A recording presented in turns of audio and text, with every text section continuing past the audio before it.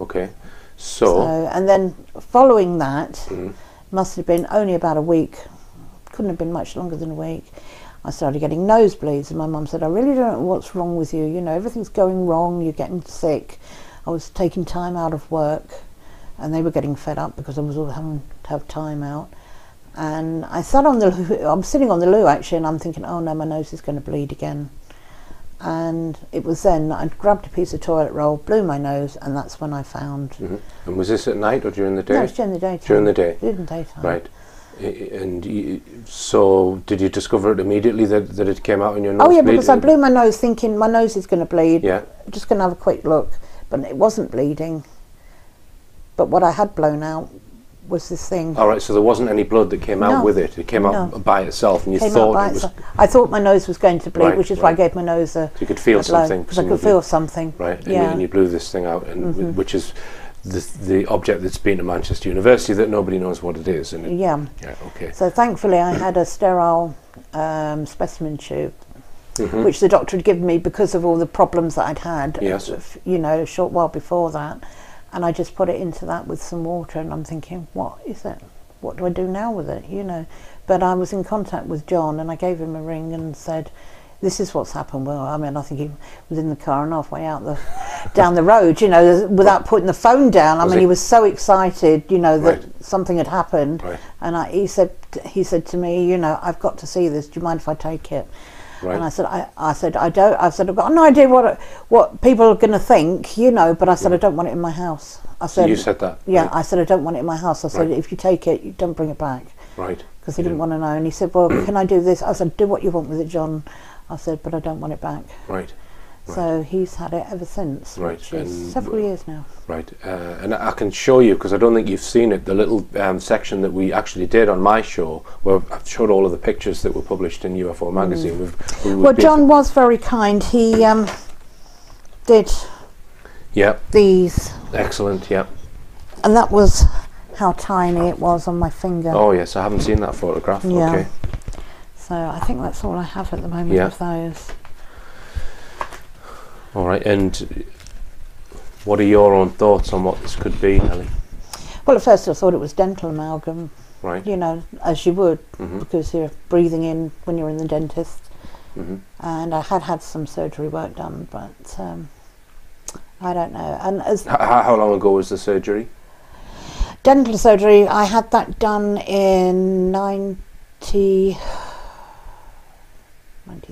I think it was. So maybe a year beforehand. Yeah. Right. Okay. Yeah, I had to go into hospital under general anaesthetic to have wisdom teeth removed. Right.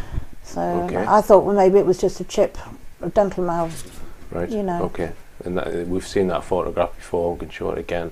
And this is another one of the item on the end of Ellie's fingertip there. Can we take photographs of these, Ellie? Sure can. Okay. And all right. So, any experiences after that time then? Only weird dreams. Weird dreams. All right. Very weird dreams. And have you actually seen any UFOs outside of a dream when you've been conscious? Yes, in the daytime. Right. And can you describe them? And how often? Am I allowed to quote names? Yeah. Very friendly with Christopher Martin, who does a lot of UFO filming. Right. And I used to go out a lot with him over East London. I see, right, okay. And we used to see them there. Right, okay, so you were actually actively going out to try and view them. Yeah. Any sort of accidental or sightings where... I was at work one day with the deputy head teacher of the school I worked with, taking a maths class in the playground, and he knew my interest. And he used to say, oh, lovely bright clear day like this, you know, blue sky, you know, I wonder if we'll see anything. He used to mock me as well, but I got quite used to that. And I said, yes, actually, I think so. You always used to say that when something was around, I'd start sneezing. Right. And I did in the playground that particular day. And he said, oh dear, that doesn't sound good. Is something coming? And I looked up, I'm sure there was. Actually walked over. But was this before the thing came out of your nose or after? No, that's after. After, right. So he would make a joke of it that this was associated with... And he actually saw that, my deputy head teacher. Right. And he said, what is that? I said, that is what I see. It's not making any noise. and it split into 3 and disappeared in 3 different directions. And at that time you had this feeling in your nose? No, that was after. That was after. Right, okay. All right. Now, is there anything else that you want to add to this, Ellie? Have you got? I mean, you've got a big pile of drawings there. Do you want to go through them? Yeah, well, a bit of everything actually. The UFO network, which is there's another one there of our. Okay, that's of the other one. The artifact that came out of Ellie's nose. Okay. Because I was running a UFO network. I used to constantly, if I saw something strange, I would contact the newspaper. So I began getting called the UFO lady in Southall. Elaine's convinced UFOs are more than mere sci-fi. Okay, and there's an article here. And that was in the women's section of... That was the local newspaper. Local newspaper, all right. We can take photographs of these and then I can put them on the screen. There's another one. Okay. Alien spotter, did you see Southall UFO? All right, so this is from, well, shortly after the time, October 24th, 1997, Elaine Waite, 42, spotted the metallic globe earlier this month in the southeast sky as she was walking to work along Dormer's Wells Lane. Yep.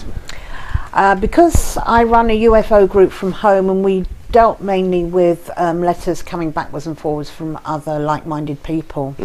One particular person that I was in contact with in Woolwich, Southeast London, we used to play games with the postal service to see if any of our mail was being intercepted, and sure enough it was. Right. That's ripped open before I even get to open it. Right. We also have something else here, which was it looks as if it's actually been dunked in something. The picture concerned was the person's rude backside inside the envelope, just to see, you know, if you see on the back there, we put lots of little messages for whoever was watching mail. Right. So you're convinced that your mail was being tampered with then? Oh yes, absolutely. And I had ongoing arguments and complaints with the postal service that Harrow, I think Harrow was our local area. So how many UFO, people will call it that, were you in touch with at any one time with this, with your UFO group? With my UFO group there was at least 20. Right. Sending mail to each other with things that we'd seen and things that we wanted to do to get the group noticed. Okay. Yeah. Now, can we talk about your daughter briefly? Is that okay? We can. Right. Now, incredibly, I've got some images here. Something came out of Elaine's daughter's nose, and we haven't had them analysed with an electron microscope, but I don't know if you've seen that. I haven't seen these, no. That's because you gave this object to John Hanson that came out of your daughter's nose, is that right? No, she sent it herself. Oh, she sent it herself. All right. So we'll take a look at that. This is just done with a very cheap microscope that I bought from Maplin. So these are 1 millimeter in length. Oh, okay. All right. So it's around about the same size as the thing that came out of your nose. It's just under 3 millimeters long, and it looks to me like it might have a tubular structure. I need to get this. We really need another electron microscope photograph of this thing, which I will try and do. But it certainly looks a little bit different to what came out of your nose, but same proportions, and it is sort of hook-like in appearance. That's correct. So just give us the background of that then, Ellie, with you. Well, all I know is I was in London last summer, and my daughter phoned me to say something had come out of her nose. And I said jokingly, "Oh, you're trying to copy me." This is summer 2012. Yes, summer of 2012. I was down in London. She's 30-ish? She's 32. 32? Yeah. And she has 2 kids? She has 2 children, okay. Yes. And I asked her to send me a photo via phone, which she did. And I said, John Hanson would be very interested in seeing this, as he had my artifact, as we like to call it. And so basically what happens, I know very little of the details of what happened and how she came about finding that. But she sent it to John, to John Hanson. And actually we hadn't due to commitments, family commitments, we hadn't really sort of chased up on you know, what happened to it, but he did receive it. Now I looked at the second artefact which came out of Ellie's daughter's nose under a microscope. This was quite different to what came out of Ellie's nose. It looked metallic, as you can see. A simple test with a magnet showed that the sample is most likely made of steel.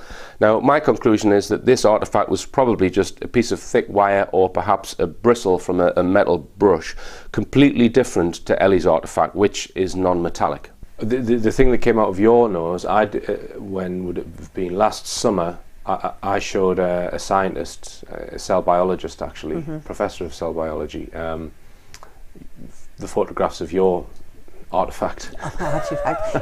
We can't call it anything other than that, because if you call it an implant, then it's not an implant unless somebody can prove it. To me, it's an implant. You're assuming that it's been put there by someone, but it's the hook on the end that fascinates me, because it looks like it's been designed by somebody to me. And well, what the scientist said to me was that you could analyze what's inside it, but he would have to destroy it. So I think he said he would put it in some resin and then they would cut it. Yes, cut it along the like a biopsy. Yeah, along the lung axis, and then electron microscope scan the inside of it. Yes. To see if there's anything in there. I would be very interested to see You would be, right? Very, okay. Very well, I will endeavour to liaise with this scientist and see if we can. Because when you take into account how thin it is, I mean, it's like a human hair. Yeah, a little bit thicker, probably. Probably a fraction thicker. Yeah. I'm open-minded. If somebody can prove something happened, then I will believe. Right. All right. All right. And what's that one? Is that? I think that is from the Manchester University. You know, with the. Oh, right. The thing. This is. It looks like. A mass spectroscopy graph of the different elements that they found in there, and they said it was made of hydrocarbon, but they couldn't be more specific. So they don't really know what it is, do they? No, they don't. They don't. Absolutely not. Well, further investigation is certainly required, and I will endeavour to do that, and I will keep in touch with you, Ellie, if I get any results. But unfortunately, that thing will probably have to be at least in part destroyed in order to find out. I don't want it back. If you find out what it is and how it got there. Right. I mean, America at the moment, they are wanting to tag, microchip the residents. Yeah. How's that been going on here? Yeah, I'm aware of that. I mean, I've had several general anaesthetics, and so has my daughter. Right. So we're just wondering if we've been tagged. Right. Okay. That's a whole new dimension. Yeah, that's an entirely different subject. Yeah, I'm wondering if that is a tag. Yeah, well, I'll just briefly touch on that. A lot of people think that if people are being implanted by things such as came out of your nose, let's hypothesize that's what it is. Some people suggest it's a tracking device to find out where you are, so they can find you again. Okay. Now I'm more of the mind. I think it could be something even more sophisticated than that. And this, I'm hypothesizing here. I'm not saying that we need to get the tests done, right? That it could be what in engineering you would term a data acquisition device. In other words, it's sending information about you to somewhere else, acquiring information. Maybe your mental state, your physical state, your heart rate, about you, rather than just where you are. Well, I always joke that since I've never ever suffered with nosebleeds in my life until 94. Right. I am suffering again now. Are you suffering again now? So I jokingly say to my friends that know about the artifact, oh well, we're probably going to see number 2 soon, because my body tends to reject most things, you know. Right. I should have brought my electromagnetic wave scanner and maybe done a bit of you should have done. Yeah. Because my mum said, "You sure it's not your nose piercing causing the nut?" I said, "No, Mum, it's not. It feels higher up than that." Well, let John or myself know if anything transpires. Yeah, I will investigate. All right then, Ellie. We'll let you know when this is going to air, and I think you're a very brave lady for relaying this story, because it is an incredible story, but it's got some physical evidence in it, and that's why it's so important. But thanks very much. You're welcome. That's all for today, and remember, believe none of what you hear and only half of what you see. I'm Richard D. Hall. Good night.